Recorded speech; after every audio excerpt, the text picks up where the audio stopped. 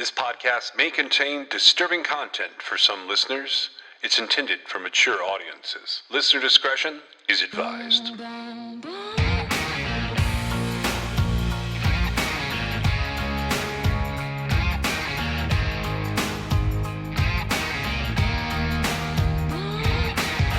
This is True Crime XS.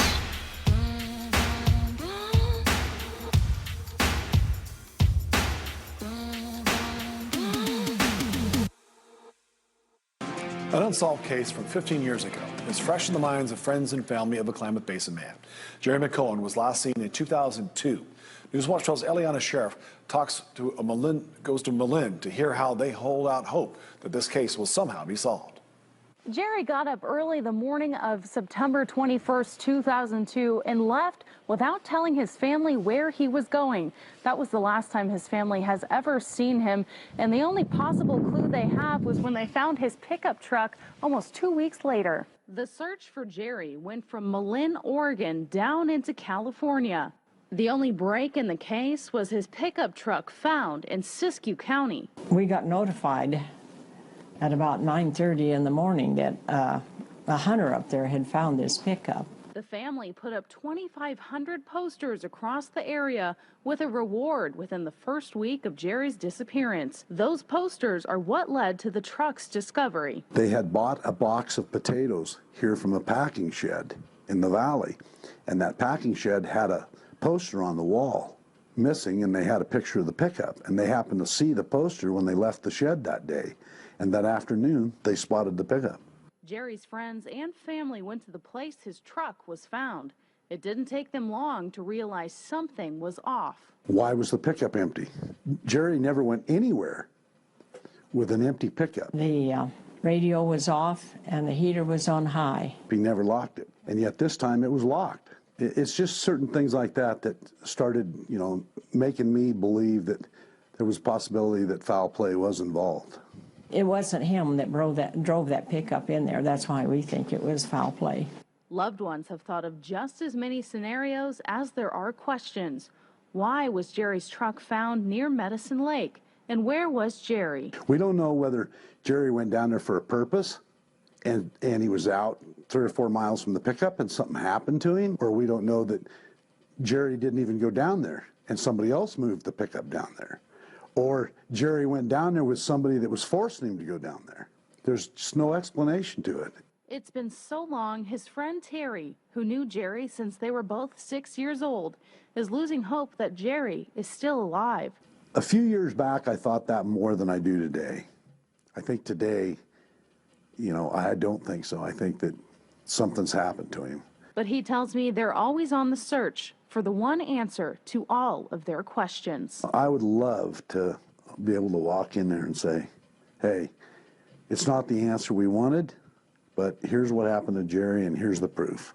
Now, just to give you a reference point, Jerry's truck was found off in the distance near Medicine Lake. His family tells me there's never a day that goes by that they don't think of him. In Malin, Eliana Sheriff, Newswatch 12. Lisa Marie Young has not been seen since the early morning hours of July 1st, 2002. The following is a recreation of her last known movements. Lisa Marie was socializing with friends on June 30th, 2002 at various nightclubs in the downtown area of Nanaimo. Shortly before midnight, her and her friends entered Club 241, formerly known as The Jungle, a popular nightclub located on Skinner Street. They stayed at the bar until closing and left around 2:30 a.m. After the bar closed, she walked outside and talked with several of her friends. While standing outside, one of her friends struck up a conversation with an unknown male who was driving an older model red Jaguar. No one in the group knew him, but he seemed amicable enough and offered them a ride to a house party in Harewood. You guys need a ride? Yeah. Hop in, let's go. Okay. They were all impressed with his vehicle and they gladly accepted his offer. The 5 of them drove directly to the party and stayed for about 1 hour before deciding to move on to another location in the Westwood Lake area. Hey. Upon arriving at the second party, Lisa Marie told the group she was hungry and wanted to get something to eat. The driver, upon hearing this, offered to take her to get some food. Yeah, sure. The friends decided to stay at the party. Lisa Marie then walked with the driver to his vehicle, and they were seen by her friends leaving in his red Jaguar. This was the last time anyone has ever seen Lisa Marie Young. She was reported missing by her family to the Nanaimo RCMP several days later, and after an exhaustive search by her family, friends, and the Nanaimo RCMP, her whereabouts are still unknown. The vehicle in question, an older model red Jaguar with distinctive square headlights, and the driver have been positively identified. The Nanaimo RCMP and Crime Stoppers are asking, however, if anybody saw this vehicle between the hours of 3:30 a.m. on July 1st, 2002 and 2 p.m. on July 1st, 2002 in an area that would be considered suspicious to call the Nanaimo RCMP at 250-754-2345 or Crime Stoppers at 1-800-222-TIPS.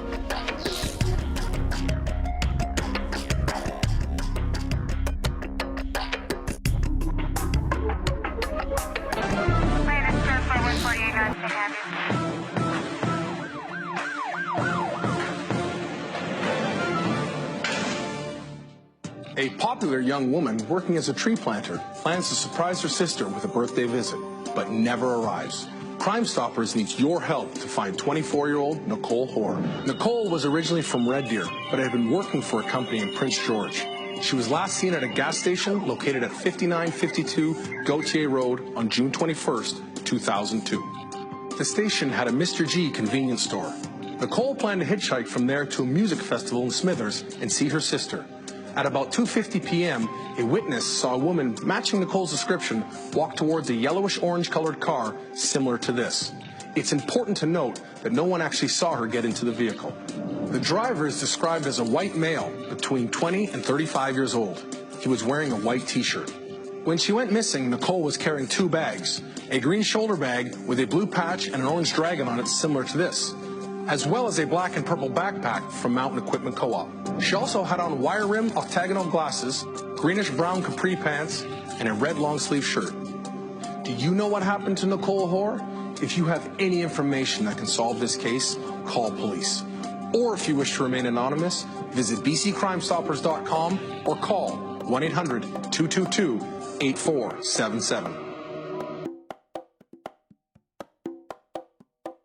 This is episode 12 of season 1 of True Crime Excess, and the year is 2002, and the killer has a small child. In the U.S. alone, there are over 400 open missing persons cases today from the year 2002, and that doesn't even touch what's going on in Canada. Meg was still on her walk in the woods looking for victims in remote areas, and I decided that since the killer had had a DUI and said he didn't drive a lot, I would take a look at the cases in the U.S., but I wanted to see where he could get by boat, and the closest thing to where he was living was Vancouver Island. Now that's not to say he didn't drive at all, but if he drove, it seemed to be with a purpose, to see family, to see friends, or for the holidays. And starting in late 2001, there was a lot of weird stuff happening in both his area in the U.S. and up in Canada.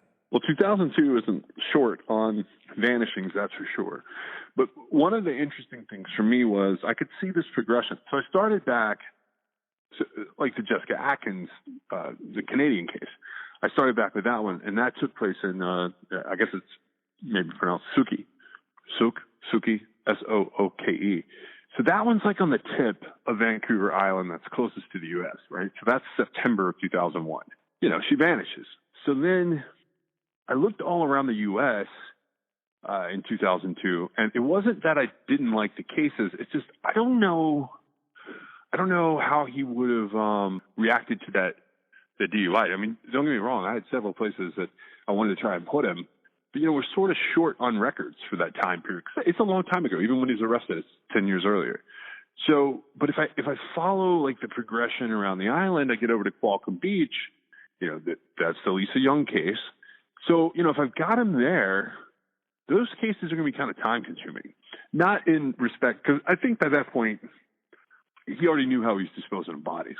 I think that had been sort of a foregone conclusion, and he was only going to get better at it. It makes sense to have those cases 6 months apart, 8 months apart, whatever, and to be sneaking around the island. But also, I don't think he could have stopped long enough. I still think things would have been going on the U.S. side of things maybe closer to home, because there were cases, like the further away I got, the weirder it was to try and put him there. Like there's the Brooklyn Lux case, and that one had like strong suspects. One of the suspects was even like a suspect in last known person in another case. But 2002 overall, I wasn't sure how that would be with him, first year of the kid, because that can be complicated to get away. So I looked at cases all over the U.S., but I really settled on things that happened close to home, sort of. And that's, close to home is relevant. Close to home is Oregon, Northern California, some in Washington, but I didn't look as hard at Washington. There's some cases there, but, getting away to hunt or to fish, like he could do that. And he could steal a boat or use a small boat, and he would have been in good shape post-military still, to some degree. So I thought getting him across the harbor there, I didn't know if it'd be a small boat or not, but he could definitely get across to Vancouver Island. And that would have, there's a couple of cases from his years there. And that's ultimately, there's another case I had liked him for that's like in 2007 up that way. But I couldn't wrap my head around like what the driving would have been like, because the compulsive driving is a thing. And for the compulsive driving to not play into it, or for it to be limited, it definitely takes us back to Oregon and Washington and Northern California. And I think that's kind of where we would have stayed for 2002. But I did, I have other cases we can take a look at. One of the most complicated things about this killer is knowing whether to just drop the cases in chronologically or to try and tell more of a story with it, because we are headed to a very interesting conclusion, and we're more than halfway there. From the book American Predator, in chapter 26, he crossed the border into Canada often. Canadians don't count, he once told them, and though he tried to pass it off as a joke, investigators took that seriously. He spent time in Montreal as a young man, easy enough travel from upstate New York, and he would eventually admit only to hiring prostitutes there. But investigators knew what that was about. Practice, especially with bondage. It's common among serial killers, allowing for the bifurcation between public face, good husband, solid family man, and the true one. If something goes wrong, the risk is minimal. Missing prostitutes are rarely high priority, and he hired them often. Upon his arrest in Texas, investigators found a list of names and numbers for sex workers, some transgender. In Louisiana, he hired prostitutes in Anchorage, meeting them at local motels. He wouldn't go into detail, but admitted that investigators had a good sense of his proclivities. After all, they had his porn collection. Now, Meg has already touched on a couple of cases earlier, including Deborah Honey from 2002, that involved prostitutes. But I felt like a lot of those cases would be north of the Canadian border. And I've never been able to verify the entire account from American Predator, because the section paragraph in the FBI files and the files from the other side, when you get to that where he supposedly said Canadians don't count, it's redacted. Nevertheless, there are numerous cases in Canada that are interesting, and they're buried along the Highway of Tears cases, and amongst the cases of other serial predators. But even for a serial killer in his early phases headed toward his prime, I think this killer knew exactly what he was doing. From the Victorian News, May 22nd of 2019. All was not what it seemed in the girl's disappearance 18 years ago. It's been nearly 18 years since the September 26, 2001 disappearance of 17-year-old Jessica Adkins. She was reported to have shared dinner with 3 friends that night, and at about 9:30 p.m., left to walk alone to a nearby bus stop beside Casinos Elementary School. She was never seen again. It took 3 days before anyone reported Jessica's disappearance, and that's when her mother made the call to the RCMP. The bus stop where Jessica was last seen is gone now, moved to a different location, but an overgrown memorial to her disappearance still marks the spot. That memorial sits unattended these days, but at least one of Jessica's friends remembers the petite blue-eyed teen and is convinced there are people in Souk who know exactly what happened to her. They know. That's what makes me so mad. There are people who know what happened and have never said anything, said Tommy Johnston, who was close to Jessica and often had her stay at her home. That sentiment was echoed by a president who asked to remain anonymous. People have a pretty good idea of what happened and who knows all about it, but I'm afraid to give you any names or information. I can't prove any of it, and honestly, I'm afraid they would come after me. Let's just say there may be some prominent people involved. At the time of the disappearance, the police issued statements and undertook what they described as an intensive ground, air, and water search of the area. RCMP soon announced that foul play could not be ruled out. The Vancouver Island Integrated Major Crime Unit took over the investigation. As a parent and an investigator, I absolutely want to help the Atkins family get some answers as to what happened, said Detective Kathleen Murphy of the Major Crime Unit. Jessica Atkins was a normal 17-year-old. She had lots of friends, a steady boyfriend, and attended high school. Jessica moved in with one of her girlfriends in August 2001, but she had kept a good relationship with her parents and kept daily contact with them after she moved out, wrote Murphy in a 2017 press release. Johnston and her daughter, Clara, said statements like this fail to give the whole story on Jessica. And while it may be designed to be sensitive to her family, it isn't accurate. That failure, they say, may be hampering the investigation. Don't get me wrong, her parents loved her to death. They weren't bad to her. But Jessica left home when she was 14 or 15 because she wanted to be out with her friends and she liked the party, said Clara Johnston, who said she was Jessica's friend and at the time a part of a group of other young teens who also liked to party. Tommy Johnston's assessment is more to the point. She hung around with some of the worst people, all of the bums. She'd be sitting under the trees and talking with them for hours, she said. There was a whole crew of them. They called themselves the Skids, and they drank and did drugs, and they were taken advantage of by older men who supplied them with alcohol and drugs. One of those individuals, who went by the nickname of No-Nos, was a known drug dealer. Jessica told Tommy Johnston that, even though she was no longer taking drugs, she still owed the man $80 for cocaine and that she was going to pay him off. He was a pretty terrible person, Tommy said. No-Nos died years ago in Alberta. Asked about this and other uncorroborated information, RCMP Corporal Christopher Manso responded in a written statement. When investigating a missing person, victimology plays a large part in the investigation. We've worked to know Jessica's movements and history. As this remains an active ongoing investigation, we must remain mindful that any new releases and information are open to court scrutiny should this matter come to that resolution. But there are other curious aspects of the case. The police only looked for Jessica for about 5 days before giving up, but me and a whole group of her friends kept up the search. People came from all over to help, and we kept it up for more than 2 years, Tommy explained. She recalled one strange incident during that time involving a woman named Polly, who was unknown to Tommy, but who involved herself in every search. I found out that it was Polly and her boyfriend and another man who had been with Jessica the night she disappeared. She never told any of us that she even knew Jessica, and when I confronted her, she left the group and we never heard from her again. That account was corroborated by Tommy's daughter, Clara, who recalled the situation as really weird. A few points to note. By all accounts, Jessica had begun to turn her life around at the time of her disappearance. She was attending school and spoke about entering a nursing program before graduation. Jessica received an online deposit of income assistance benefits on the day she disappeared, but none of that cash was ever used. Jessica's case remains unsolved. And there were other Canadian cases that we took a look at. It's a well-known mystery in our region. Nicole Hoare has been missing for more than a decade. The 25-year-old tree planter was last seen in 2002.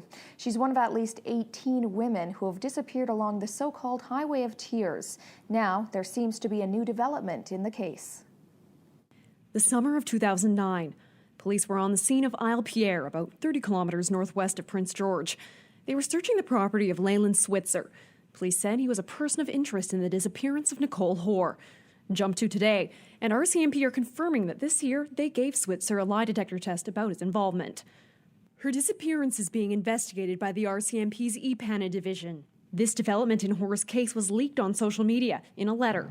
CKPG does not have a copy of the letter, but RCMP confirmed they are aware of the letter and do confirm it is official and private correspondence between the RCMP and Mr. Switzer. They also confirm Switzer participated in a polygraph examination that allowed them to further the investigation. RCMP are not releasing any information about what they asked Switzer during the test.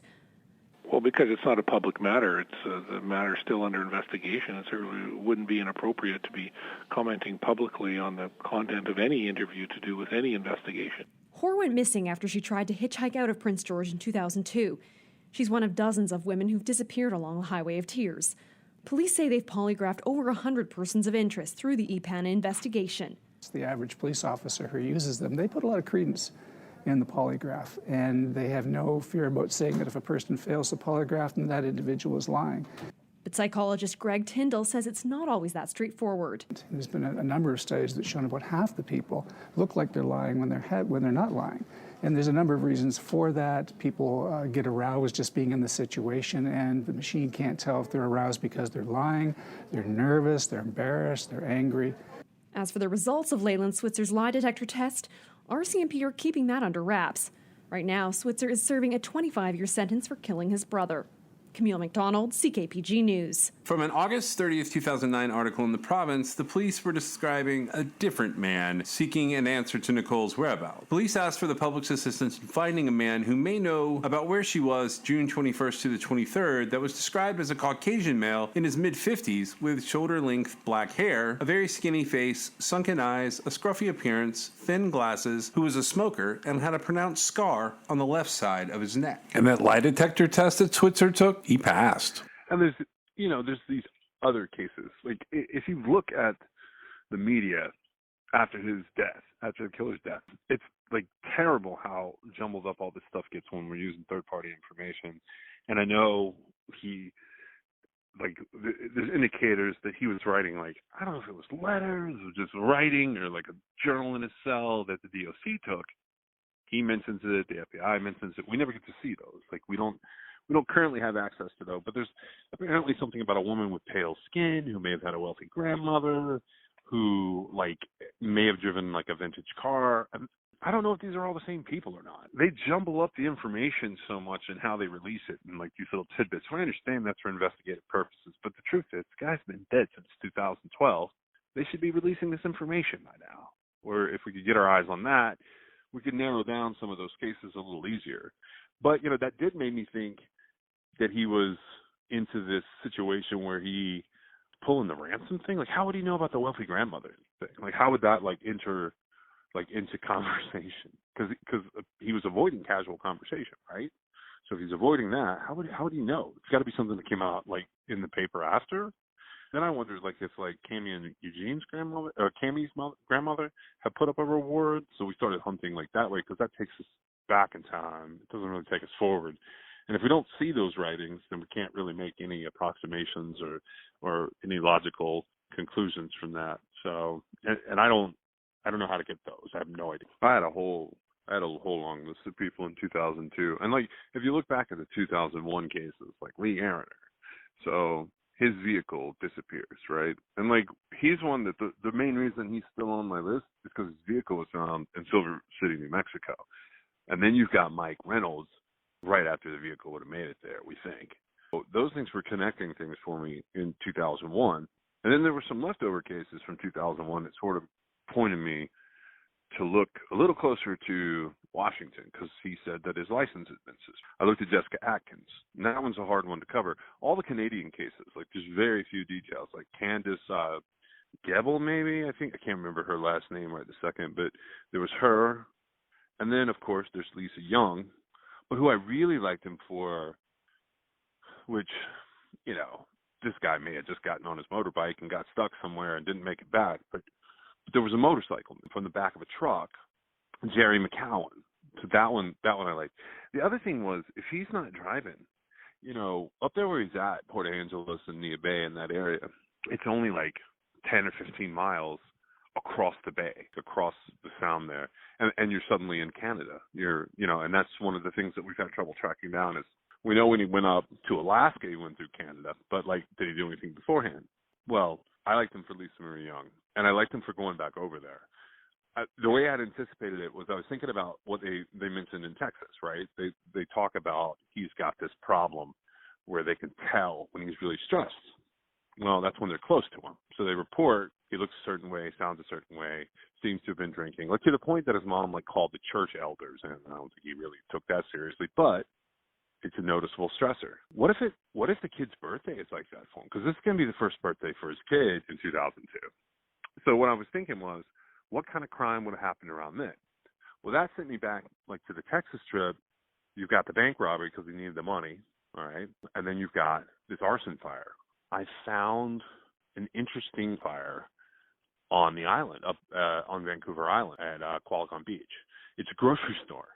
And so I started hunting that down and make sure that it was an arson. Would he have traveled a lot that year? Because I've got a list, I've got a whole list of candidates. I got a couple of weird ones in there.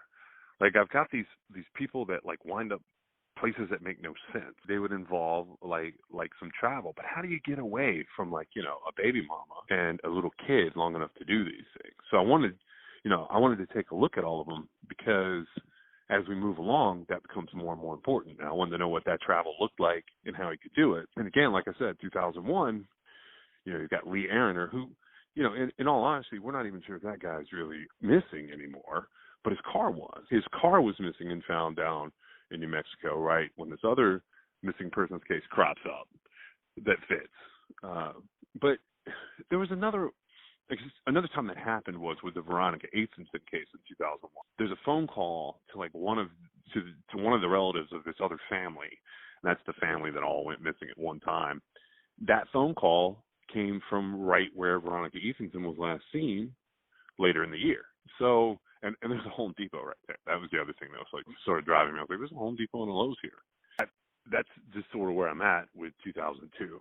But there were two more cases from 2001 that I just want to mention because I think they're related, not necessarily with this killer, but I had considered what if he'd tried to be a murder for hire guy after the Army?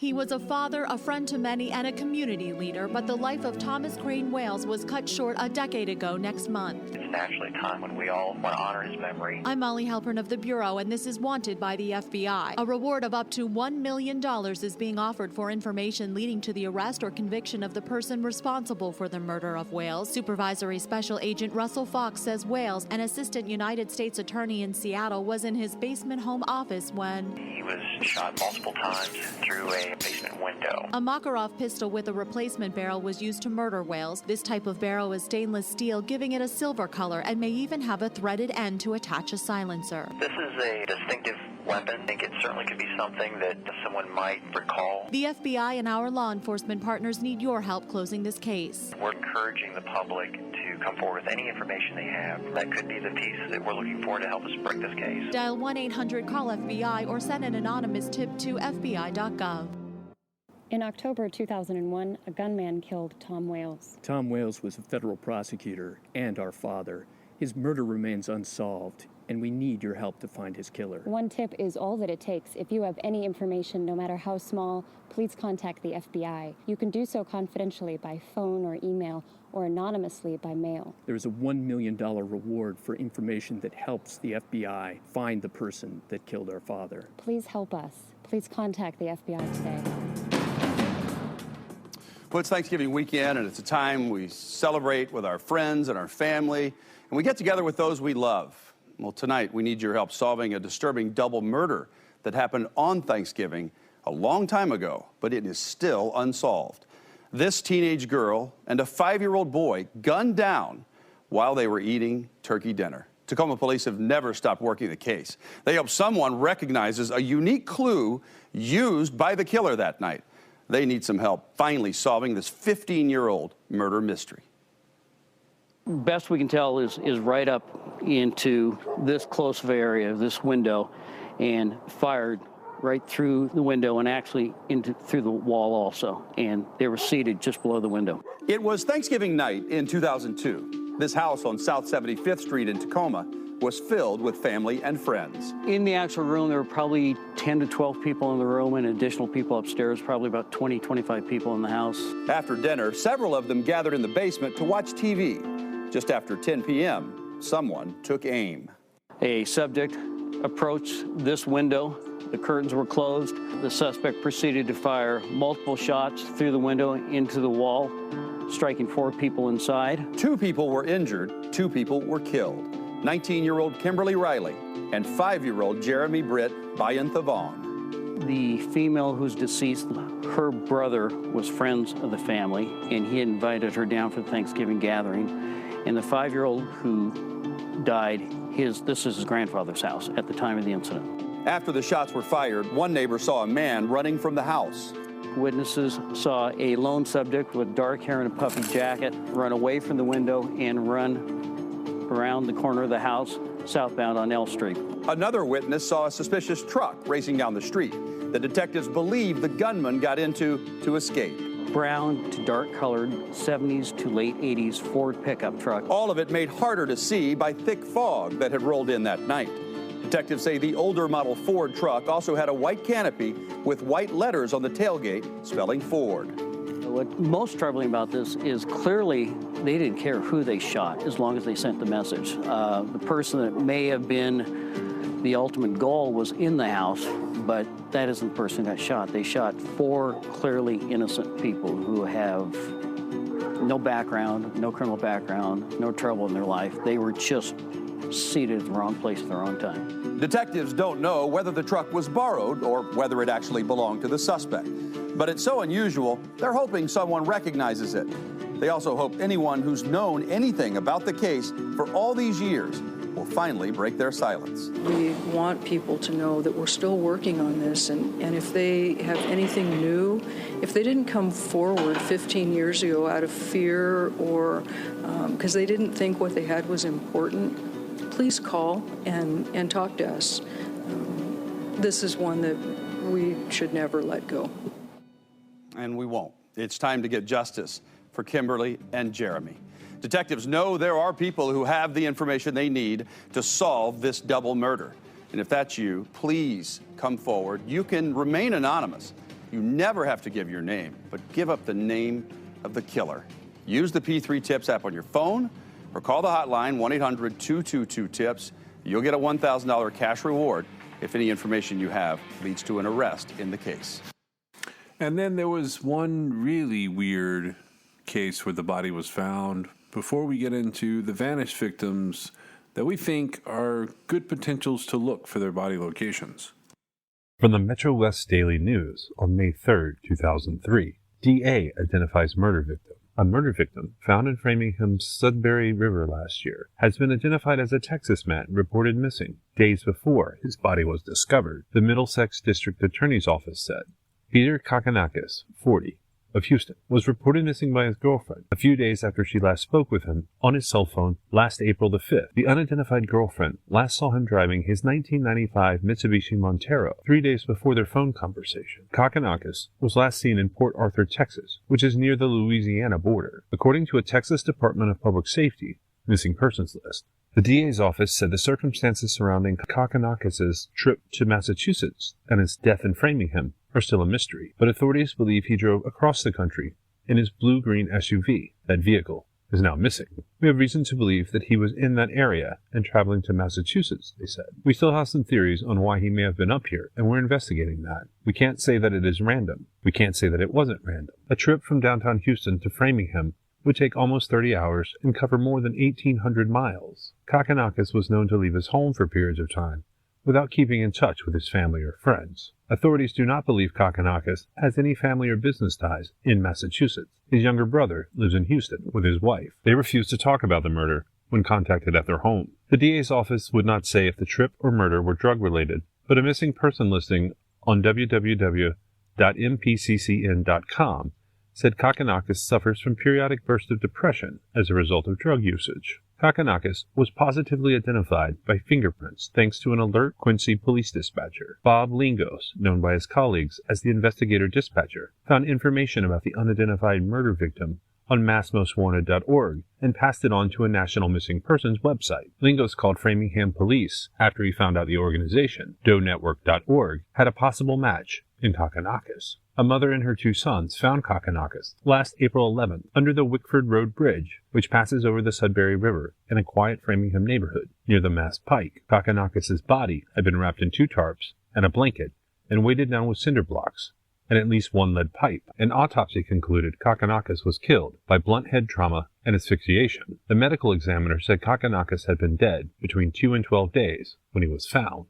Authorities now believe Kakanakis was killed immediately before he was dumped in the river at the Wickford Road Bridge. And Kakanakis was a large man, standing 6 feet tall and weighing 220 pounds. We do have reason to believe that he was killed at or about the time that his body was dumped in the river. We have not ruled out that the body was dumped off the turnpike, but it makes more sense if it was dumped off of the bridge. Martha Coakley is asking for the public's help in finding Kakanakis' SUV, which she said could lead to his killer. In terms of solving the rest of this mystery, it's really important for us to get any information that can help us locate that automobile. There may be other clues in the automobile. Framingham police now say they have to start from scratch to find out why Kakanakis ended up in the Framingham River. We have no idea what he was doing here. Now what our guys have to do is backtrack a whole year, Lieutenant Lou Griffith said.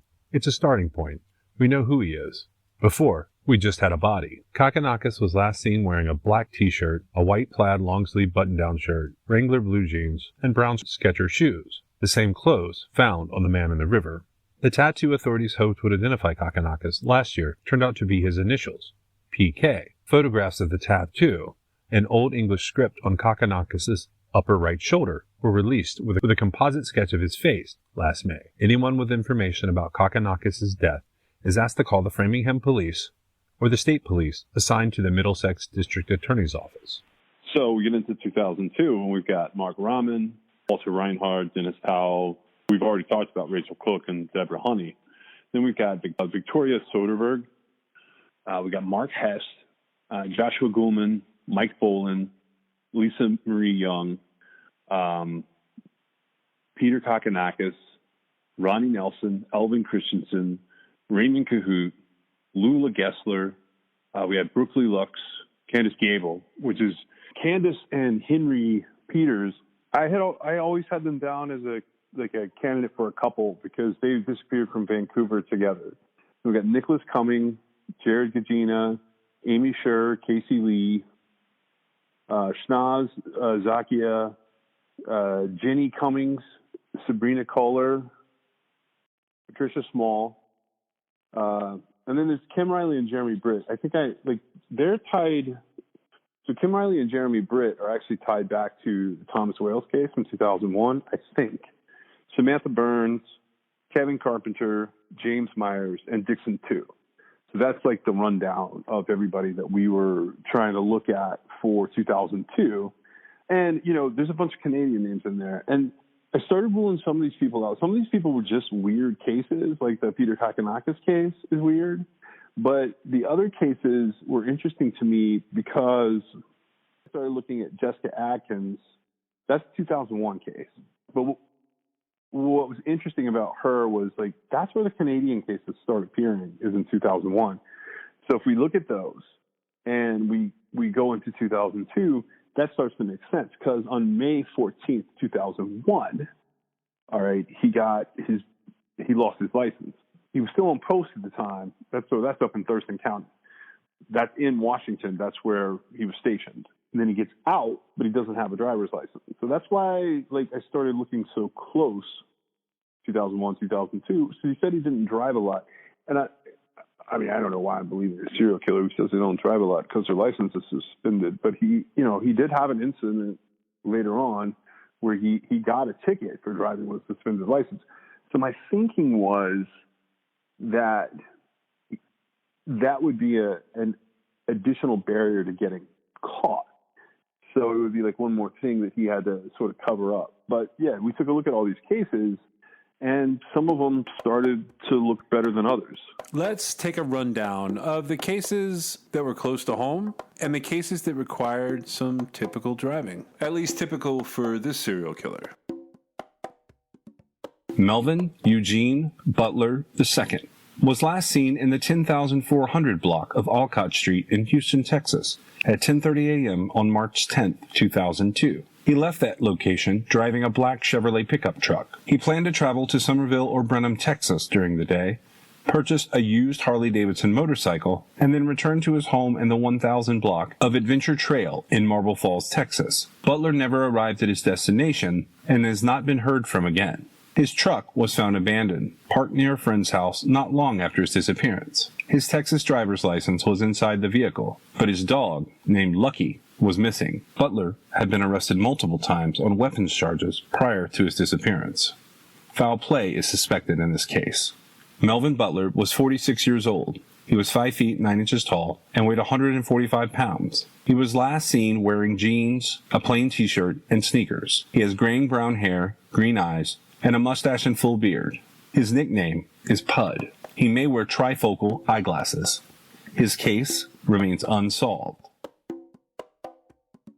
James Lewis Perryman was last seen at Buffalo Bill's Casino in Primm, Nevada on May 3, 2002. He may have been carrying a black attaché case, a wallet, and a .38 caliber or .45 caliber 6-hour pistol at the time. Some of his belongings, including his clothing and backpack, were later found inside his hotel room. On May 6, 3 days after his disappearance, Perryman's car was found abandoned on Interstate 15 at the Halloran Summit exit 25 miles from Prem and 75 miles from Las Vegas, Nevada. Inside the car was an empty gun case, a gun lock, a half-empty box of shells, and a black bag containing Perryman's birth certificate, firefighter certificate, and payroll stubs. There was no sign of Perryman at the scene, and he has never been heard from again. Some agencies state that Perryman vanished from San Bernardino, California. That state's authorities are investigating his case. James Perryman was 5 feet 11 inches tall, weighing around 150 pounds. He was 28 years old. He was last seen wearing a t-shirt, blue jeans, white socks, black boots, and a ring. He has brown hair and brown eyes. He has a tattoo of the letter X on the back of each shoulder blade and a tattoo of the Leo astrological symbol, a lion, on his right calf. His case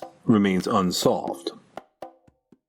Nicholas Broer Cumming was last seen when he left to meet someone and did not return on May 14, 2002, in Seattle, Washington. His vehicle was found abandoned in a street near a park, locked and undisturbed. Nicholas Cumming was 29 years old, 6 feet 2 inches tall, and weighed 170 pounds.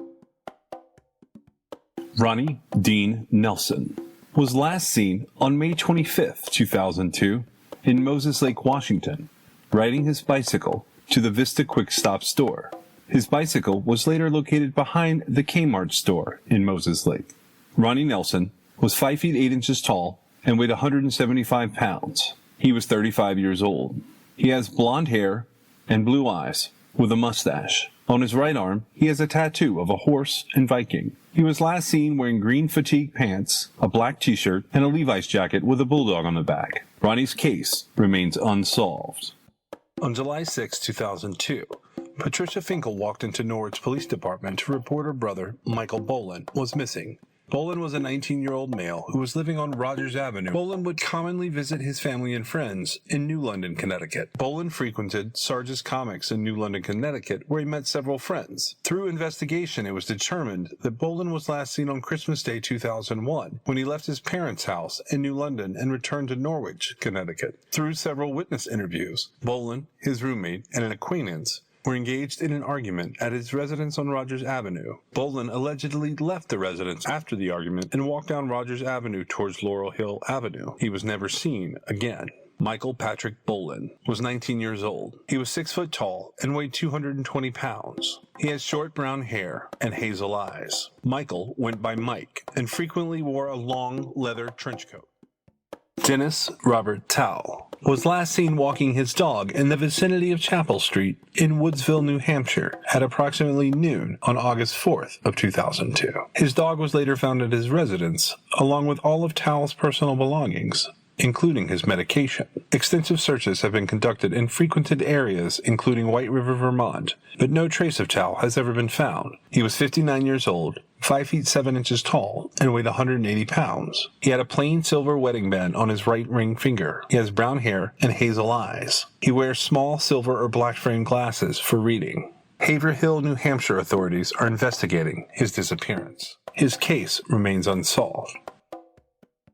Victoria Regina Soderberg was last seen on August 13, 2002, in Grants Pass, Oregon. Her vehicle, a blue 1988 Hyundai with the Oregon license plate PCH 233, was later recovered at a wrecking yard. Victoria Soderberg was 5 feet 9 inches tall and weighed 140 pounds. She had blonde hair and hazel eyes. She had a tattoo of a Tasmanian devil and a heart on her back. Her case remains unsolved. Walter H. Reinhard was last seen in Yosemite National Park on September 19, 2002. He is believed to have started a hike at the White Wolf Trailhead that day. He has never been heard from again, and on September 30th, his vehicle was found abandoned at the trailhead. Reinhard is presumed to have gotten lost or injured in the wilderness. Walter Reinhard was 66 years old, 5 feet 8 inches tall, and 145 pounds. It is possible he was wearing a gray felt alpine hat, leather hiking boots, and carrying a large fanny pack. He has graying brown hair and blue eyes. His case remains unsolved. Jerry Lee McCowan was last seen at approximately 5:30 a.m. on September 21, 2002, at his residence on the Old Malin Highway in Malin, Oregon. He lived on the family farm and would usually leave a note for his family when he went anywhere. But that day, he did not. He drove away from his home in his brown and white 1986 GMC pickup truck with the Oregon license plate number QLB 429. The truck has a distinctive camper shell that runs the length of the bed, with a Honda 185XL motorcycle beside the canopy. McCowan was planning on going hunting with bow and arrows. He never returned home and has never been heard from again. 2 weeks later, on October the 8th, his truck was located just west of Medicine Lake Road in a heavily wooded area south of Doorknob Snowmobile Park in California. The radio was turned off and the heater was on high. The truck was locked, which is uncharacteristic of Jerry. There was no sign of him at the scene. Jerry McCowan was 48 years old, 6 foot tall, and weighed around 180 pounds, with blonde hair and hazel eyes. His case remains unsolved. Shanaz Sathi Zackia's family in Bangladesh last heard from her on October 30th, 2002. She has never been seen or heard from again. She lived in Tukwila, Washington at the time of her disappearance and worked at a bank in Seattle. All of her personal belongings, including her clothing, hairbrush, toothbrush, and legal paperwork, were left behind at her home. On November 7th, Zackia's silver 2001 Lexus with a Washington license plate number 858MCS was found locked and abandoned at a business in an industrial area of Tukwila.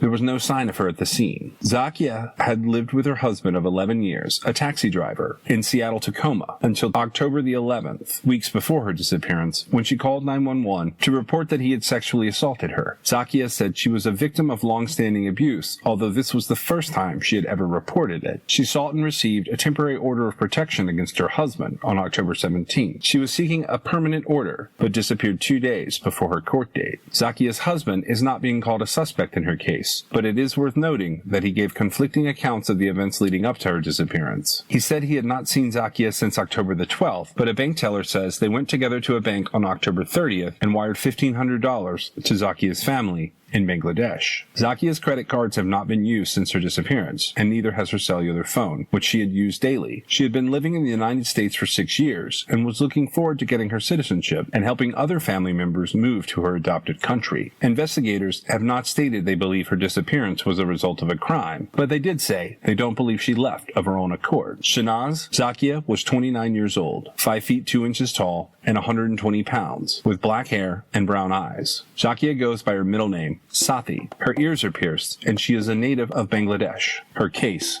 remains unsolved.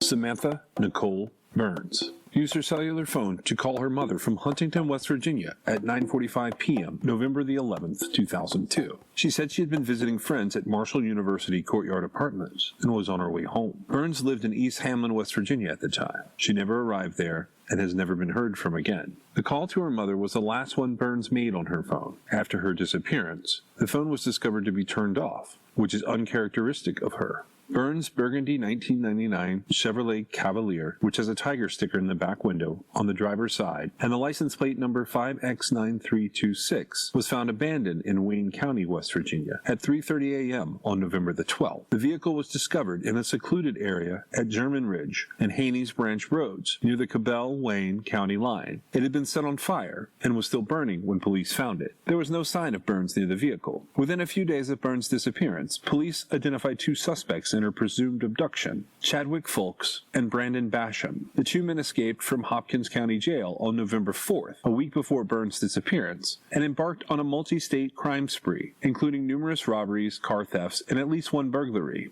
They were recaptured after Burns vanished. Basham confessed to abducting and murdering Alice Donovan, who disappeared on November 14, 2002, in Conway, South Carolina. Her dark blue 1994 BMW 318i was found in Goshen, Indiana. Basham says he only helped kidnap her, and it was Folks who raped, stabbed, and strangled her. Both men were charged with carjacking resulting in death and kidnapping resulting in death in connection with Donovan's case. They were convicted in separate trials and sentenced to death. In January 2009, bone chips, later identified as Donovan's, were found in Horry County, South Carolina. In June 2003, Basham and Folks were also charged with carjacking resulting in death in Burns's case. Her body has not been found, but authorities believe they can prove the case with circumstantial evidence. Prosecutors stated that the men abducted Burns, and then before killing her, held her at gunpoint while they drove her car around and tried, with some success, to withdraw money at various ATMs. Basham pleaded guilty to murdering Burns in July 2005 and was sentenced to life in prison. He confessed in court to his involvement in the crime and apologized to Burns's family. Both men are on death row in South Carolina. Burns and Donovan's families filed wrongful death lawsuits against them and against the Hopkins County Jail. The suit against the jail was settled for an undisclosed amount in August 2008. At the time of her disappearance, Burns lived at home with her parents and her younger brother. She was enrolled in Marshall's Community and Technical College in the Physical Therapy Assistant Program. She also worked part-time at a JCPenney department store in the Huntington Mall. Burns remains missing. Foul play is suspected in her disappearance due to the circumstances involved. She was 19 years old, 5'4", 110 pounds. She has brown hair and hazel eyes. She also has a tattoo of a butterfly on her lower back. And we had one more Oregon case to take a look at. In Grants Pass again. Ronald Keith Lyles was last seen on December 13, 2002, when he went to the West Pickett Creek area to cut firewood in his 1978 truck and never returned. The truck was later located with no signs of Keith. Ronald Keith Lyles was 40 years old, 6 feet 1 inches tall, and 190 pounds. He had blonde hair, a beard and mustache, and blue eyes. His case remains unsolved. At this point, I circled back around and looked at a couple from Canada, and I also looked at a case involving a girl and a vintage car, similar to what the DOC had taken from this killer and given to the FBI. And if anyone has a copy of those writings and wants to share them, I would be much obliged. Candace May Jolene Gebel was last seen on August 1, 2002 in Vancouver, British Columbia, Canada. She may have left Vancouver with her boyfriend at the time, Henry Peters, also missing. Her destination and her whereabouts remain unknown. Candace Gebel was 21 years old, 5 feet tall, and weighed 100 pounds. She had straight blonde hair and blue eyes. She also has a tattoo of a flower on her lower back. Her case, as well as the case of Henry Peters, remains unsolved. And on this next case, it's actually a case from earlier in the year from Canada, and I'm going to link a post from an online source that you can read more information about it, because this case is actually quite infuriating, but because of the legal issues surrounding it, I'm not going to post the whole thing here in audio form. Lisa Marie Young. It was June 30th, 2002, and Lisa Marie Young was gearing up for a night out on the town in British Columbia, in a city located on the eastern shore of Vancouver Island. This particular weekend was known as Canada Day, Long Weekend, which celebrates the union of 3 separate colonies of the province of Canada, Nova Scotia, and New Brunswick into a single dominion within the British Empire called Canada. Many bars, restaurants, and other establishments host parties, barbecues, and concerts, making this a popular choice weekend to take part in, akin to the 4th of July in America. Lisa was 21 at the time and was described by her friends as a social butterfly with an extended group of friends who she cared deeply for. Walking through town with her, it was a certainty that you would be stopped by an acquaintance for a quick chat. A former bartender, she knew the ins and outs of the city well and encountered all different characters during her tenure in the food and beverage industry. Lisa was said to be at a bit of a crossroads in her life, but with definite plans for change. Determined to break free of the monotony of the serving industry, she had a job lined up at a call center the following week. Her father, Don, was eager to help her move into a new apartment, and Lisa was planning on donating some furniture and household items to her younger brother, Brian. Her youngest brother, Robin, suffered from disabilities, and she planned on saving enough money to assist in taking care of him, alleviating the burden on her parents. Lisa was close with both of her parents, describing her father as her best friend and attributing her strength and honesty to her mother, Joanne. At 11:00 p.m. on June 30th, 2002, Lisa kissed her father goodbye as she prepared for a night on the town in Canada Day weekend. "It's a bit late, isn't it?" her father planned on assisting with Lisa's move into her new apartment in the morning. For Lisa, it wasn't late. It was the beginning of what she thought would be a great night celebrating her friend's 21st birthday. At approximately midnight, Lisa arrived at the now defunct unnamed Jungle Club, located on Skinner Street. This was a place she had worked years prior and identified as her stomping grounds. She met multiple friends here, and the night carried on as usual as the group celebrated her friend's birthday and Canada Day weekend. Some of Lisa's friends left the Jungle Club around 2 a.m., but she remained with two male friends. The trio stepped outside after the bar closed at or about 2:15 to 2:30 a.m. to discuss their next move. It was typical at this time for young adults in the area to search out house parties after the bar closed. During this discussion, the group was approached by a young man who owned a sleek, older model red Jaguar. The car was a topic of discussion, and the man seemed amicable enough, and soon the group struck up a friendly conversation. The man offered to give them a ride to their next destination, a house party near the area. It's unclear if this party destination was chosen by Lisa or the new acquaintance. However, it appears likely that Lisa knew where she wanted to go and was simply trying to rally a ride, as noted by some folks close to her. Reports say the group stayed at this first party for about an hour. However, this may be inaccurate as it doesn't quite gel with the rest of the timeline. Nonetheless, the group moved on to a second house party soon after. Again, it's not clear who chose the destination. It is suspected that Lisa was texting or calling friends to figure out her next move.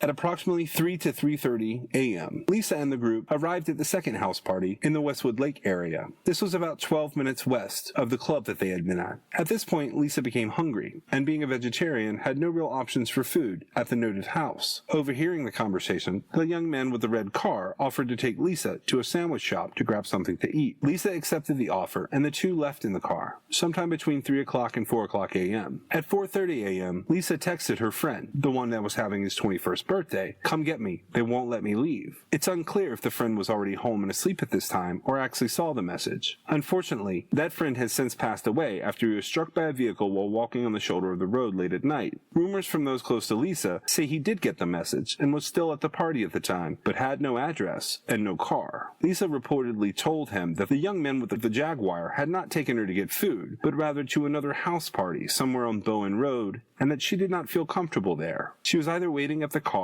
or some rumors report she may have been locked in the car and unable to leave. Other reports mention that she made a phone call to another female friend at 4:30 a.m. detailing the same concerns, but none of the above has been proven, provided, or corroborated by local law enforcement. This is the last contact that anyone had with Lisa Marie Young. When Lisa did not show up to start moving in the morning, there was immediate concern. Her friends were already out looking for her in their cars, and shortly after, she was reported missing by her parents. Very little information is publicly available about the investigation. The friend with the 21st birthday was interviewed by the news in 2002 shortly after her disappearance. He said, "Sure enough, it's Lisa on her cell phone." She goes, "I don't know what's going on. The guy won't bring me back. We're sitting in a driveway off Bowen Road, and he won't bring me back." She says, "I'm bored, and I'm getting pissed off." The friend said that he wanted to bash his knuckles against the cement, and that he didn't know what to do. But what a waste. And what has this city come to where stuff like this can happen? After Lisa did not show up on the morning of July 1st to begin the move into her new apartment, those close to her took to the streets and began their search. And her parents knew something was seriously wrong. Lisa's parents went to her apartment where they found her phone book. They called everyone in it hoping to hear from someone who knew where their daughter was. When no one could tell them where Lisa had gone, they called the RCMP, the Royal Canadian Mounted Police. And initially, they were less than helpful, telling the Youngs that they would have to wait 48 hours before filing a missing persons report. An officer did come out that night to collect some information on Lisa and obtain a picture. However, he stated he would be off work for the next 4 days and start looking into the case on Friday, on this, a Sunday. This did not alleviate the Youngs' concern. Determined to get the search underway for their daughter, the Youngs contacted local media sources about Lisa's disappearance. Unlike the officer, they were interested. Lisa was reported missing several days later. However, this appears to be incorrect. Lisa was reported missing nearly immediately by her family. However, it does appear the investigation either did not start or was not taken seriously until 24 to 72 hours after the fact. Law enforcement was able to identify who was driving the red Jaguar. However, it reportedly took them 30 days to question him. When they finally seized the Jaguar for forensic testing as part of the investigation, the vehicle had been cleaned. The results of this forensic test have not been released to the public, and shortly thereafter the car was returned, but not before an eerie encounter with Lisa's mother and the man last seen with her daughter. The man in the red Jaguar was 27 at the time of her disappearance, and he was brought in for questioning by law enforcement 30 days after the fact. Very little is known about this interrogation, except that Lisa's mother was able to speak to him briefly. When Lisa's mother asked him to tell where her daughter was, he replied, "I can't, I'm sorry, I don't mean to disrespect your family," and his voice trailed off. The Youngs have always maintained 2016 that he knows more about Lisa's disappearance than he's willing to share. It has been reported that upon entering the room in which the young man was being interrogated, Lisa's mother noticed a picture of her on the wall and 3 words written on the whiteboard: murder, rape, and accident. Another odd detail at the end of a statement made on a Crime Stoppers video available to see at a link that we'll leave in the show notes is made urging the public to contact them if anyone had seen the red Jaguar from between 3:30 a.m. to 2 o'clock p.m. the following day. If they knew who the driver was and had already questioned them, why are they asking for this information? Was someone else involved in driving the car? What happened after Lisa got into the car? Where was she taken? And why don't we know more? To add to the oddity of the driver, he actually did not own the older model red Jaguar. It was owned by his grandmother, who was noted as a prominent member of a local business community and a successful realtor. She reportedly sold the Jaguar shortly after Lisa's disappearance and threatened to sue anyone who spoke of it or who spoke ill of her grandson regarding the case. She passed away in 2011. However, it appears that has not stopped the driver from attempting to keep his name far away from Lisa's case. Lisa Marie Young was 21 years old. She was 5 feet 4 inches tall and weighed 115 pounds. She had brown hair and brown eyes. Her case remains unsolved. I can't use the other guy's name either, like the last known person. Apparently there's been some legal issues there, and I can't seem to get around that. So my suspicion was he had stopped. The guy had stopped and was getting drugs. If he stopped and he's getting drugs, right, and comes back out and the car is moved or whatever, it wouldn't be that. He might have thought, oh, she went away, until a day or two later. Actually, it was 4 days later. The RCMP start calling, and then it becomes obvious she's missing. So the family is looking for her, and the press gets involved over the next 2 days. He didn't know what had really happened, and honestly, my thinking was nobody's going to believe that story. I took this girl. We went and I went to get drugs. And I told her I was going to take her for food, but I really just wanted to, get laid and have her do some drugs with me. But then she was gone. She was in my car when I came back out. Would you believe that story? No. But what is your thought on why Keys wouldn't have taken the car? Because he's on an island. He took the girl, not the car. Because if you don't know an area, how are you going to do anything with it? You know what I mean? Yeah, I guess you're right. I guess I just was thinking, is that enough to tie all that together? Oh, no, it's not. It's just speculation on my part because I found it interesting. But I haven't found any other case, though, that kind of, and it doesn't really line up because there are a lot of, sort of wiggling presumptions there. But there aren't any other cases that even come close, and we had to really read into that to get there.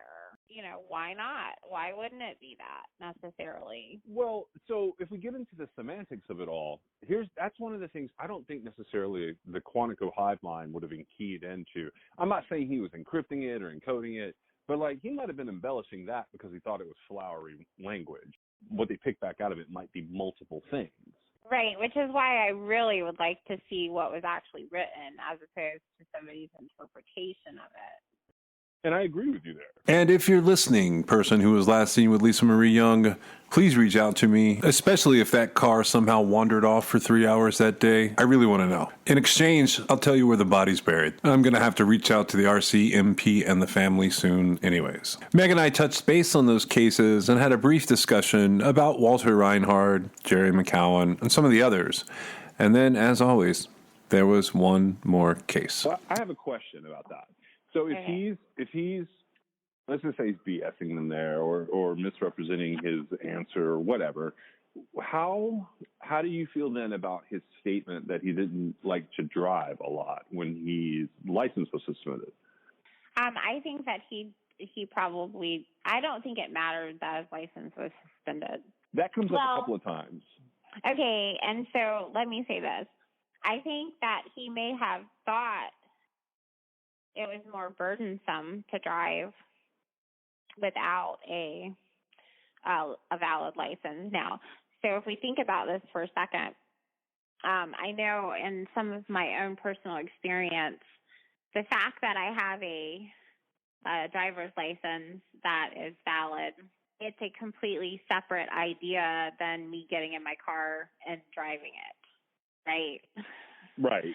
As some people, like, they have to keep all their stuff in order. They have their driver's license, they have their insurance, they have everything in order. And you know, if you didn't have your license, you wouldn't drive until you went to go get it. But that's not how the real world works.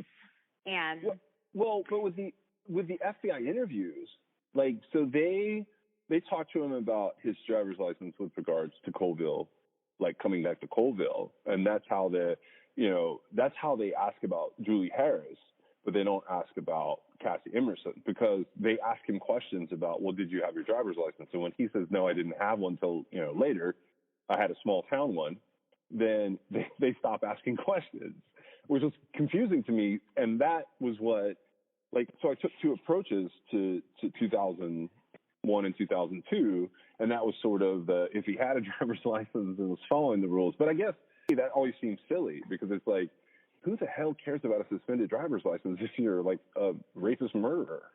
Right. And so I think that while it was more burdensome for him to drive knowing his license was suspended, I don't think that beyond it being like, oh my God, my license is suspended, I'm going to have to drive, I don't think it went any further than that. I think he just, like, he felt better when it wasn't suspended. Well, there's these two cases that are close together, and like, I say close together, and that's sort of relevant, but they're close together in time. And one of them is so Walter Reinhardt happens. This is in September of 2002. Walter Reinhardt happens. This is the guy at Yosemite, had the hat. He's an older guy that like went out for a day hike and never came back. Right. So yeah, like, there's, the National Parks profile on him, like, is really interesting, because like, they keep mentioning him every few years for a while, but he had like a hat and a fanny pack that they had people like trying to keep an eye out for.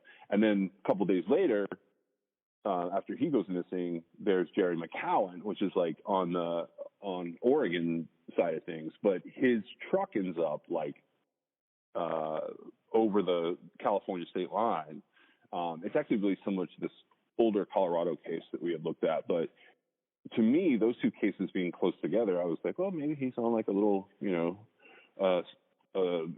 does this thing where he says he's going to Eastern Washington or going somewhere or whatever, gets out of the house from the baby and the baby mama, because they were up in the Bay at this point, and he's on unemployment, and he, heads south. He's not like really an ideal candidate. He sort of looks like an older guy who went out and just vanished in the wilderness. He's like a prototypical Wally.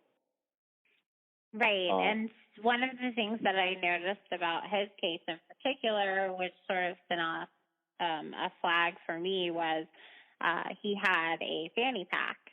I think it was like, I can't remember the description exactly, but it was like he was known to carry a large fanny pack. And if you'll recall, when the discussion is happening, Kimberly had found the fanny pack and given it to the investigators that were searching her home at one point. And there's a discussion about how, like, he's like, well, she's probably never seen it before, and he alludes to the fact that they have an understanding and she doesn't go in his stuff, just like he doesn't go in her stuff. They're respectful of each other's boundaries. And something's asked and something is said with regard to the origin of the fanny pack. And I believe Keyes says, I've had that for a really long time. He doesn't answer whatever's asked, because I believe they asked him if it came from Texas. Yeah, they're alluding, like, did he take it from the house he burned? Right. And he's like, no, I've had that fanny pack for a long time. Walter is not the only missing person that I've come across that mentioned that they had a fanny pack. Okay. Like, fanny packs are like, I mean, they're interesting. And that stuck out to me. And so in my mind, I'm like, I bet that was his fanny pack. I wondered the same thing. I wondered if that was the type of trophies he kept, and that's like the FBI has them in evidence and doesn't even realize it. Well, and so there was stuff in the fanny pack and had moved some of it around so it wouldn't fall out. And I don't know. There was just like sort of a brief discussion where they had taken the fanny pack, but they'd also taken like jewelry and stuff like that. And, you know, Keith was pretty, you know, he was adamant that he had never given Kimberly anything that he had stolen from somebody. Like, how crass would that be? Right. You And they know? were talking about it had definitely been done before, was their point. Well, yeah, and like you're a murderer. You don't have any right to sit there and like be put off because the FBI thought you might give some jewelry to your girlfriend. And with this last 2002 case, I asked Meg how she felt about this killer possibly killing sex trade workers and whether or not he might have approached the police or the media prior to a certain notorious killer being caught in 2005. I don't. He was just a regular customer then, or he's just a customer. Yeah, he was, and I bet we would probably be surprised at how. I think he probably used prostitutes a lot. I think that he knew how it worked, and that's why I think the prostitution thing. I don't think he would have killed somebody that he hired to be a prostitute because. Well, okay, so I got one more question along those lines at this frame of time, and I want to frame it for you first. BTK, at the time that I am saying in the world, the next thing that I'm going to say is he's a serial killer who's been taunting the press and the police, and he's completely unknown in 2002, okay? Mm-hmm. Do you think that this killer that we're dealing with, this monster from Alaska, I guess, do you think he ever wrote letters to either the media, family, or police? No.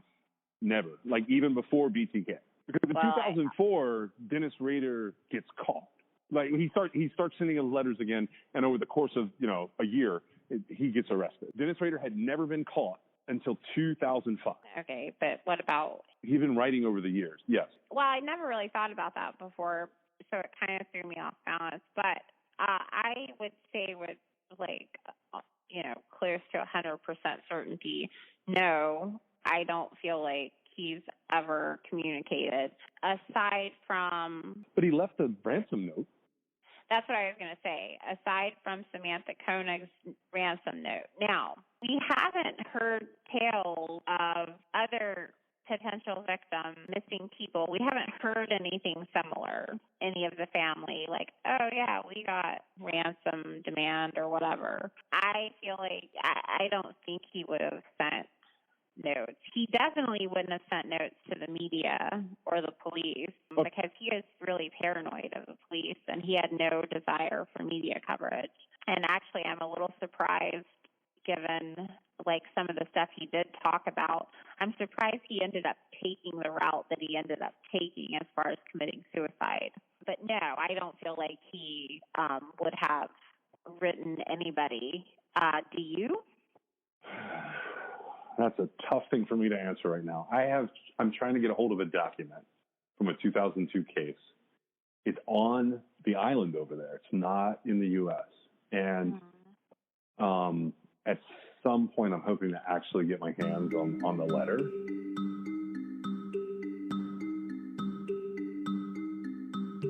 This is about Vancouver prostitute who disappeared at end of November 2002. Don't remember name she gave me, had no ID. Sounded like she had just recently come to Vancouver. Caucasian, long black curly hair, jeans, black leather jacket, tattoos, and jewelry. She is dead. Those are the words of who police believe killed 24-year-old Danielle LaRue. She went missing from the downtown east side 16 years ago. Police have no body, no crime scene. One of their only clues in the cold case is a chilling letter sent to Vancouver police a month after she disappeared. This is Cold Case BC. I'm Monica Gould.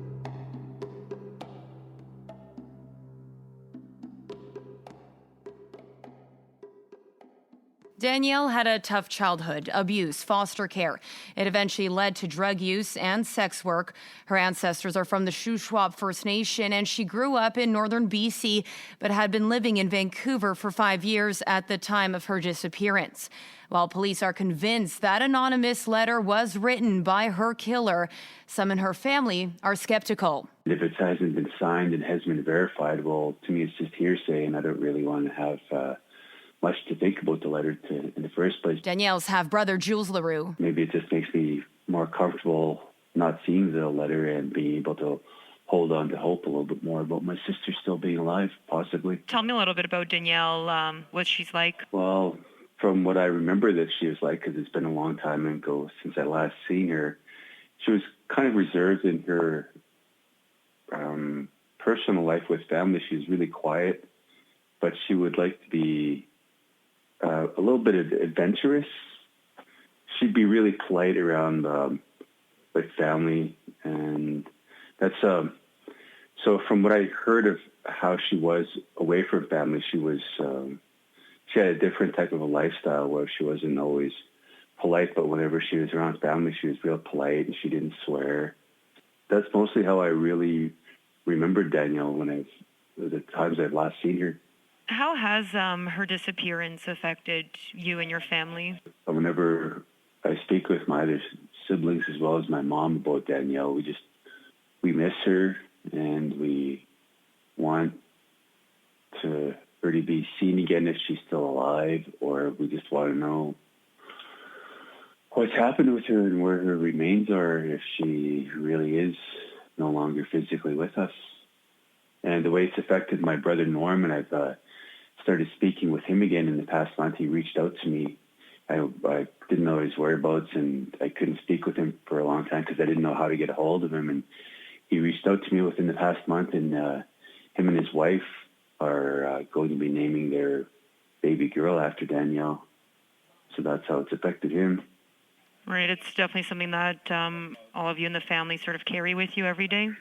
If not every day, at least a couple times a week. I'm starting to be a little bit more okay with it myself. I can't speak for my other family members, but I know that being in contact with my brother Norman again after like about 18 years or something like that, as far as I'm concerned, my brother Norman could have been considered missing because, well, I didn't know his whereabouts. I didn't know if he was still alive, that sort of deal. I just didn't know anything about him. And then 18 years later, just bam, just like that, he reaches out to me and starts talking to me again. So in all reality, if my brother Norman just all of a sudden started talking to me after 18 years, and Danielle's been missing for only like maybe 16 years or 15 years, something like that, there's a good chance if she's still alive, she just ran away from her previous lifestyle and is just not wanted to contact anybody from her previous life yet. You do hold that hope that she's still out there somewhere? Yes, I do. And if I was in the same position, I'd want my family to hold on to hope as well. And I'm just not going to give up on my sister like that. What ultimately do you think happened to her? From all the things that I've heard, there's two things that I believe. Either she was taken away somewhere for human trafficking, or she just ran away to start a better life for herself, a new life. It would be quite a shock. It would be a pleasant shock, needless to say, that to have her all of a sudden pop her head back in everybody's life and say, hey, what the hell are you guys worried about? I'm a grown woman. I'm a LaRue. I'm strong. I'm tough. I know how to take care of myself. I just wanted to go take off and do something different for a while. What the hell's wrong with you guys? You should know better than that I'm me. I wouldn't be letting somebody run away with me and kill me or anything like that. That's my hope. One of the things that the author of that letter says towards the end is they sort of express this remorse for what happened or apparently happened, and they also apologize directly to the family. And does it mean to you anything at all that the person expressed remorse and apologized directly to you and your family? Not really, because I don't even know if the author is telling the true story about my sister to begin with. So to me, it might even be just a person who fabricated a letter. It doesn't really mean too much to me. Like I said, I haven't seen the letter, so as far as I'm concerned, the letter is imaginary. If someone is actually going to be listening to this and they are the author, it would be nice if you came forward. I don't really see yourself coming forward, whether you're a male or female, because I know it would implicate you and you throw yourself in jail, but if that would give you a peace of mind, because it gives some people a peace of mind to have punishment for any crimes that they've been involved in, maybe you would do the same thing by coming forward and letting her family members just really know what happened, sort of deal. Because as for now, some people say, well, it's been really hard for me, but it's been progressively becoming easier to deal with my sister still being missing, because maybe I'm just holding on to the fact that she's still out there because it's easier to think about. I'm not sure. Police say the case is still active, with a new investigator and, in turn, a fresh set of eyes recently taking over the file. 16 years later, they hope the author of that mysterious letter comes forward again. You know what happened to Danielle, where her body is buried, and you seem to be remorseful.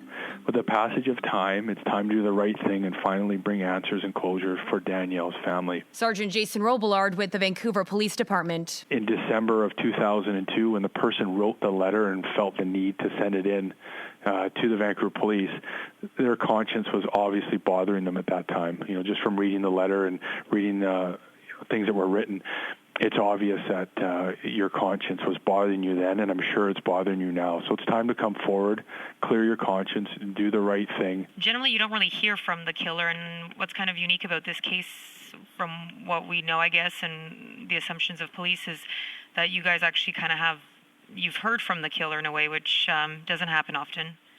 Yeah, it's a very unique case in that sense that we received this letter.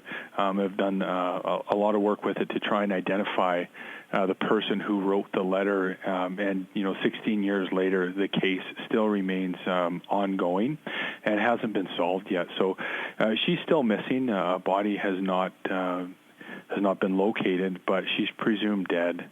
We're basing most of that on what was written in the letter. The writer in the letter, described the woman. He admitted to killing her. He even apologized to her family for taking her life.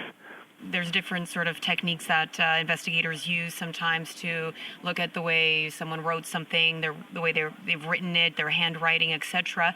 Are there little pieces of information about the killer that police have been able to kind of make conclusions about who potentially killed her? Well, we definitely have theories about who wrote the letter. We have looked at the letter itself. We've looked at a lot of pieces around surrounding the letter, and we like to say, in a homicide case is never closed. So we're definitely looking at this investigation, as we do all our cold cases, from a different, fresh set of eyes. So a new investigator has this now and is looking into it, and it's constantly being reassessed and reassigned. And we're looking at, with the advancement of time, there's certain investigative techniques or improvements in existing investigative techniques. One big one is DNA in any cold case, changes in technology, those kinds of things over time, all these advances. We look at these cold cases and it might reignite and we might be able to do something that we weren't able to do 16 years ago, we might be able to do now. I'm sure it's a bit of a challenge not having a body and also not having really a crime scene in terms of when it comes to looking at these investigative tools and using DNA, things that I guess commonly you'd have little pieces of that in a case? Yeah, it's definitely a challenging case in that regard, but it's very unique that, we actually have a letter to go by, and we can, of course, analyze the letter, scrutinize the letter, and anything associated to that.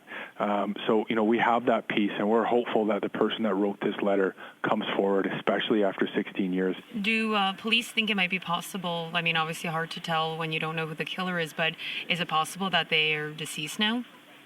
I mean, I think it's a possibility. We're hopeful that somebody holds the key to this investigation. Somebody knows something. If it's not the person that wrote the letter, we believe there's somebody out there that holds the key, that has that information. And in like in a lot of these, some people might sit back and think, well, I don't think it's very important to the investigation, but little do they know that it actually is. As police make a call for more information, Jules hopes he'll get some answers. I always have hope that I'll find out something more about my sister.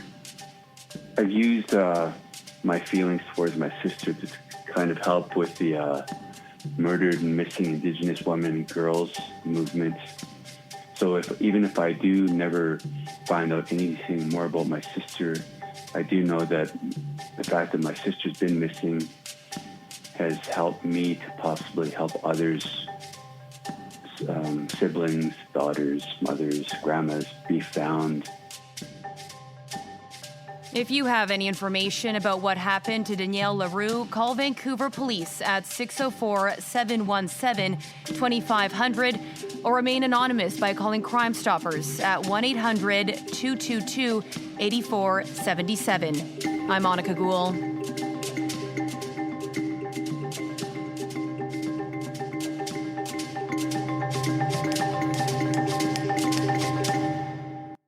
We may never know if the killer wrote anything to the police at all, but I am curious to see the rest of that letter and to run it back by Meg to see what she thinks and whether or not the killer may be responsible for more than we realized on Vancouver Island.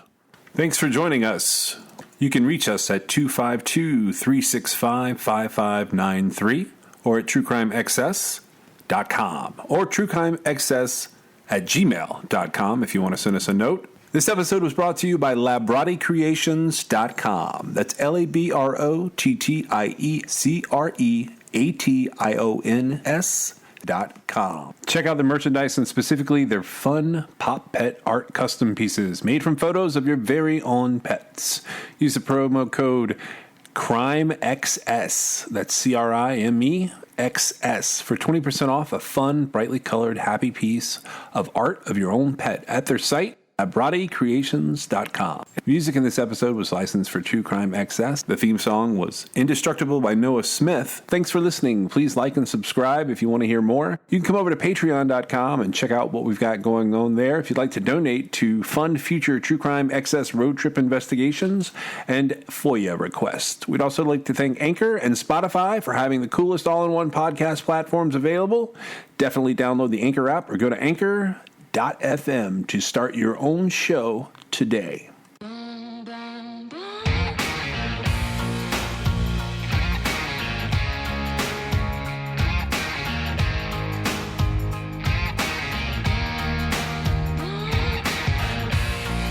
This is True Crime XS.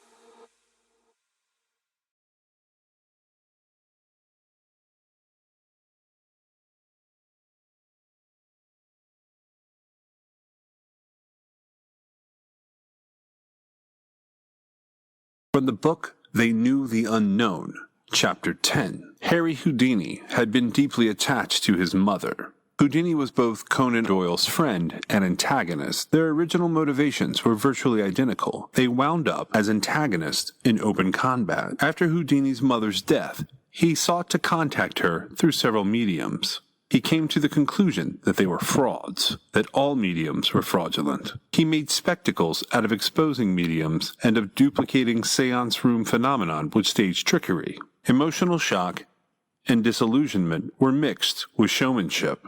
Shrewd lecture managers would pit Doyle and Houdini against each other. Muscular Houdini, a fast-talking ex-Coney Island magician, stood in striking contrast to the dignified, heavy figure of Conan Doyle. They argued, talked, wrote, and gave interviews all over the United States. Even after Houdini died, Doyle could not accept the magician's assurance that all his supposed psychic performances had actually been mere stage tricks. Shortly before his own death, Doyle said in an article, The Riddle of Houdini, that in a long life which has touched every side of humanity, Houdini is far and away the most curious and intriguing character whom I have ever encountered. I have met better men, and I have certainly met very many worse ones, but I have never met a man who had such strange contrast in his nature, and whose actions and motives it was more difficult to foresee or to reconcile. He recalled that Houdini had undertaken numerous daring feats, including leaping from one aeroplane to another with handcuffed hands at the height of 3,000 feet. There was only one psychic element which he was ready to freely admit. A voice which was independent of his own reason or judgment told him what to do and how to do it. He accused Houdini of tricking or even framing mediums into fraud, or the appearance of fraud. Doyle would not or could not accept Houdini's claim that all his feats were normal results of skill, mechanical devices, knowledge of audience psychology, and plain courage. Doyle quoted McKinsey as stating that Houdini had once escaped from a tank filled with water, appearing dripping wet outside it without touching the locks, all within a minute and a half. McKinsey felt a great loss of physical energy, such as is usually felt by sitters in materializing seances. He added that his startling manifestation of one of nature's profoundest miracles was probably regarded by most of the audience as a very clever trick. Doyle interpreted this stunt as the commercialization of psychic power, akin to the dematerialization and rematerialization allegedly involved in the appearance of apports at seances. Houdini's repeated denials were shrugged off by Doyle. Of course, he said in effect, his stage career would be ruined if he admitted that much of it was due to psychic powers. Doyle quoted others as saying of him, "How absurd for Doyle to attribute possible psychic powers to a man who himself denies it," and added, "Is it not perfectly evident that if he did not deny them, his occupation would have been gone forever? What would his brother magicians have to say to a man who admitted that half his tricks were done by what they would regard as illicit powers? It would be exit Houdini." Conan Doyle died shortly after his Houdini essay was published on July 7, 1930. Yellen comments, "In Conan Doyle's need to convince and convert Houdini to spiritualist truth, one may read the story of Conan Doyle's efforts to resolve any hidden doubts of his own, doubts which lingered after his announced conversion. Houdini, like Holmes, represented that side of himself which remained rooted in materialist philosophy. It was necessary to kill Holmes, as it was necessary to break with Houdini, when his intransience against spiritualism challenged Conan Doyle's own beliefs too strongly. He concludes that, despite lapses of belief that Conan Doyle might have had, which were evidenced in his own continuing quest for proof, spiritualism satisfied the fundamental needs of his personality. It offered this man, who so loved the active, successful life, the promise of continuation.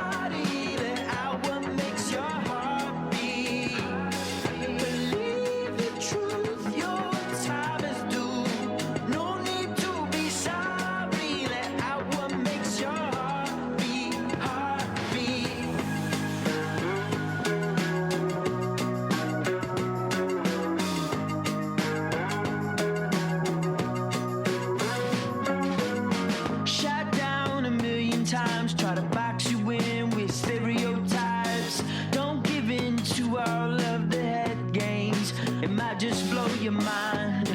Heartbeats for something more.